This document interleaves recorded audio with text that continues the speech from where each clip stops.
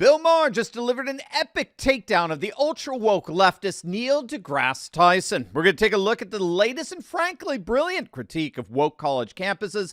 We're going to see how Tyson was left absolutely speechless by Maher's brutal assessment. And make sure to stick with me to the very end of this video when we're going to see how this whole woke hysteria is literally all falling apart and promises to take the left down with it. You're not going to want to miss this. Can I ask? I know it's your podcast, but I've been carrying questions within me for you. Yes, please. Okay. Carrying them. Okay. Wow. So you don't, as I heard you say, maybe you dot it here and there, but you've abandoned college campuses in your stand-up. Every comedian has. Okay. So Literally everyone. let me ask you: if you came up today, would you just read the landscape and develop a whole other comedic repertoire that does not end up having people picket outside your thing? Are you just transposed and you're not adjusting to the shifting terrain? So why is it their fault and not your fault? Well, you're being so broad about the whole thing. Yeah, I am. Well, but that doesn't work because that doesn't ever explain anything. If you want to talk about specific issues, it's funny, you know, this subject comes up a lot of times with like people who are, you know, my friends who are around my age, 40. No, and they have like kids who are like super woke and drive them I got woke kids. I will never be as woke as my kids would want me to be, ever. Yeah, but you're a little too, still. And, you know, woke does not automatically mean better. Newer does not automatically mean that's better. true. So that's why I say to talk broadly is bullshit. You have to like talk about what specific, you know, issue are we talking about? You know, the ones that get people's attention are gender issues. Yeah, I know, but what? Things like that, well, okay, this is Bill, very different. You cut your teeth in the But 70s. what I'm saying is, and you read the room. Okay, but I'll answer you read the politics. I didn't read the politics. Yes, you did. How the do you know what I did? Because I know your jokes of the era. They were great. Well, a lot of people think they're great now. Okay, they're still great. I don't know if you don't any. No, what I meant was, Am I not woke enough for they were you? jokes that would work on a college campus. Okay, surely there's a portfolio of jokes that would still work on a college campus. Surely. I would hope not. From what maybe some college campuses, the ones you read about are insane. You've given up on an entire generation, and you don't know how to make them laugh. I have given up on any place that doesn't even remotely attempt to believe in free speech and thinks that anything that they hear that they don't like, that they don't agree with, is violence. These people are nuts, and you should be calling them out. Somebody like you, who has standing with kids, should be not joining them. When there's a science objectivity to it, you're doing what parents do. You're taking the path of least resistance, and therefore hurting the kids and yourself. Parents ruin both their lives. They ruin their spoiled kids' lives, and they ruin their own lives because the kids rule the roost. So that's what you're doing on a national level. I'm feeling more like on the porch. Hey gang, you need to click on that link below and learn how to stick it to the establishment by using their own corruption against them. And you know exactly what I'm talking about here. Companies like BlackRock have been bribing corrupt politicians like Nancy Pelosi with insider trading secrets for decades now. They know a whole host of trading secrets that gives them an unfair advantage when picking stocks. But did you know that thanks to a little-known SEC database, guess what?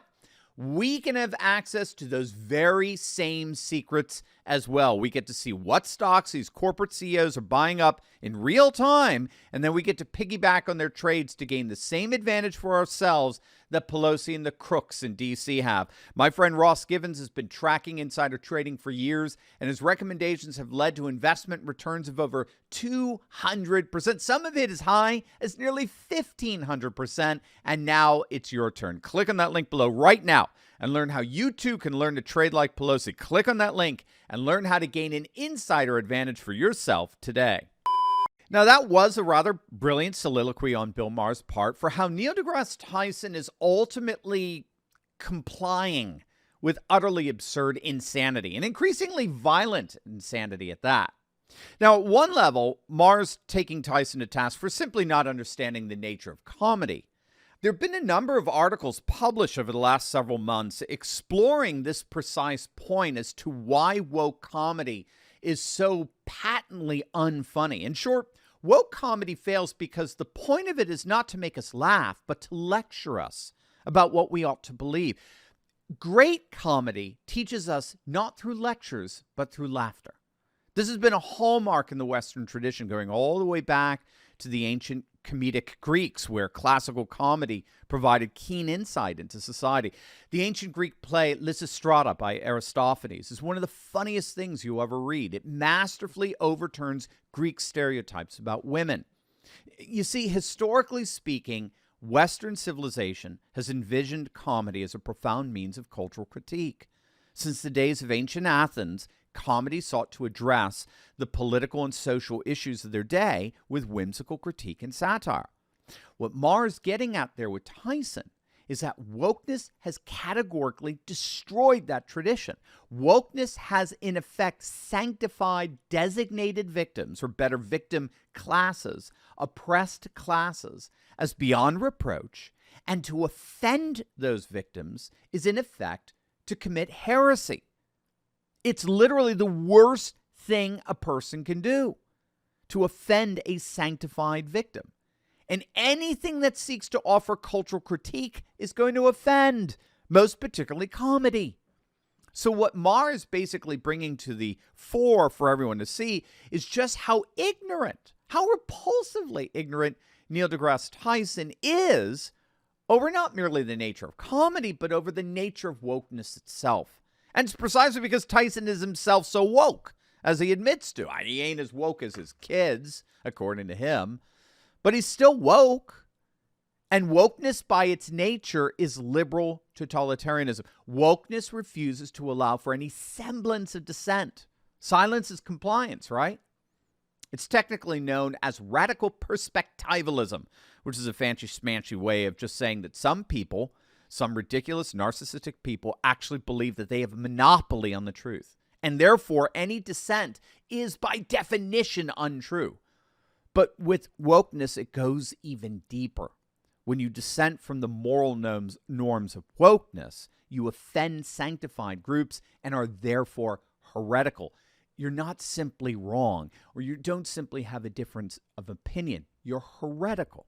And heretics must, by definition, be excommunicated, and hence woke's infatuation with cancel culture. And who, above anyone else, have borne the brunt of that propensity towards cancel culture? Comedians like Bill Maher. The good news is that wokeness is tearing the left apart. While Bill Maher and Neil deGrasse Tyson may look like they're getting along there, at the national level, more and more liberals are beginning to permanently walk away from the progressive woke left. We've been talking a lot of late about how the political left, not just here, but in fact all over the world, is basically tearing itself apart over the Israeli-Hamas war.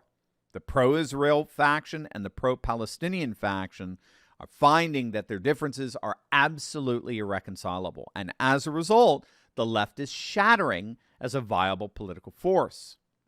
What we're seeing here with wokeness is causing a rift every bit as devastating inside the political left. And we can only hope that that rift will result not just in the defeat of wokeness, but in the ultimate defeat of the left itself. Hey gang, I know what it's like to feel alone out there in these turbulent times, but I broke free. If you too have been looking for a community with like-minded patriots who are serious about resisting globalism, building a parallel economy, and having intelligent and deep fellowship on a regular basis, then you've come to the right place. In my Courageous Patriot Insiders community, we're building a close-knit movement of, by, and for patriots who are breaking free from the outrage and despair cycles of the mainstream media and taking on the fight against globalism. Every week, I deep dive into the content I can't share on big tech and give you the cliff notes on the truth of how patriots just like you are building up their communities, starting patriot businesses, and fighting the woke in both public and private.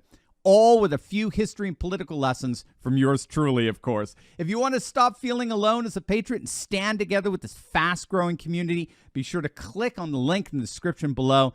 Don't wait. Join me and my Patriot Coalition today, and let's get fighting.